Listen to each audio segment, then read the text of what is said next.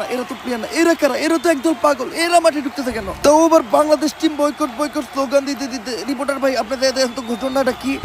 Boycott boycott 63 জেলা boycott, Bangladesh team boycott boycott. আরে ভাই, তোমরা এগুলা কি করতেছো? তোমরা সবাই মিলে মাঠের মাঝখানে ঢুকতেছো কেন? খেলা বন্ধ। বাংলাদেশ ক্রিকেট টিম 63 জেলা থেকে বয়কট। 63 জেলার কোন জেলায় বাংলাদেশ টিম নিরাপত্তা পাবে না। কিন্তু বাংলাদেশ ক্রিকেট টিমের অপরাধটা কি? বাংলাদেশ টিমের ফ্যান ফলোয়ার আমার জাঙ্গিয়া চুরি করছে। কিন্তু ভাই, আপনি তো কোনোদিন জাঙ্গা পড়তেনই না। আরে বেডা, কিছু একটা কই এত দোষের তলে ফেলান লাগবো।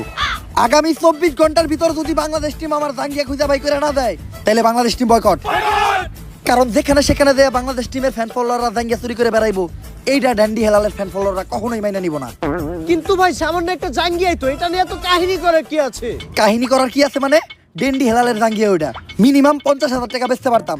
এই যে শার্টটা চাইলে 1 লাখ টাকা বেচতে পারবো। কোনো একদিন দেখবেন নিচের চুল একটা ধরে টান দিয়ে সিরা বেচলাম 5 লাখ টাকা, রেকর্ড করবো রেকর্ড। কিন্তু ভাই, একটা জিনিস বুঝলাম না, আপনার এই মূল্যহীন জিনিসগুলো কিনে কোন ব্যাক কলেরা? এই যে আমার লোকে যে ব্যাক কলের আছে আর এগুলার এক কথায় তুমি আমার সন্তানও বলতে পারো, কারণ এরা আমার কথায় উঠতে গেলে উঠে, বইতে গেলে বহে, চুষতে গেলে চুষে।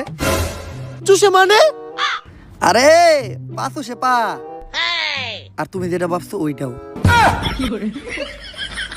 বয়কট।